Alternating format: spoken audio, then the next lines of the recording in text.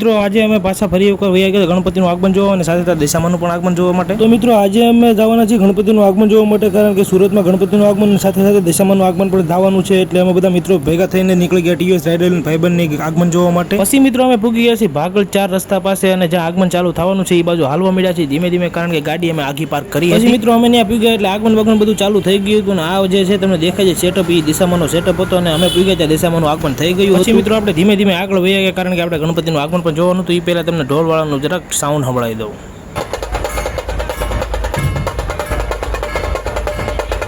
પછી મિત્રો એમ્બ્યુલન્સ આવી એટલે એને રસ્તો આપી દીધો હતો. પછી મિત્રો ધીમે ધીમે આગળ ચાલ્યો આવ્યો, કારણ કે આપણે ગણપતિનું આગમન જોવાનું હતું. વરસાદ ચાલુ થઈ ગયો હતો, પણ આગમન આપણે ચાલુ થયું જોવા ન મળ્યું. પણ બસ ગણપતિના દર્શન કરી લીધા છે. ગણપતિના દર્શન તમે પણ કરી લો, અમે પણ કરી લીધા છે, તમે પણ કરી લો. થોડા આગળ આવેલા ત્યાં લોકો બધા ડિસ્કો કરતા હતા, કારણ કે આનંદ આવી ગયો હતો બધા લોકોને.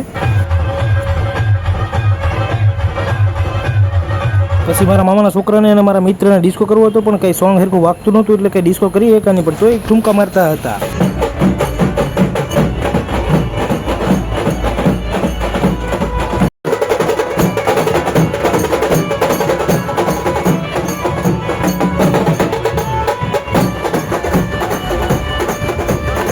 પછી મિત્રો ઢોલવાળાએ મોજ કરાવી દીધી હતી, એટલે પછી આપણે દશામાનું આગમન જોવા માટે આગળ આવી ગયા હતા, કારણ કે આગમન ચાલુ થઈ ગયું હતું. દશામાને ઢાકેલા હતા, કારણ કે વરસાદ ચાલુ થઈ ગયો હતો. મૂર્તિ પલ્લે નહીં એટલે માટે ઢાંકી દીધા હતા. મૂર્તિ કેવી લાગી છે જરા કોમેન્ટ કરજો ને. પછી મિત્રો અમે અડધા પોણા તો વરસાદના પલ્લી ગયા હતા, એટલે મને સાઈડમાં અમે ઊભા રહી ગયા હતા. પછી અમારે જવાનું હતું ઘર બાજુ, એટલે ધીમે ધીમે હાલવા મળ્યા. ગાડી પાર્ક કરી હતી એ બાજુ. તો મિત્રો આવી રીતના કંઈક અમારી ગાડી પાર્ક કરેલી છે. હવે અમે જઈએ છીએ ઘર બાજુ.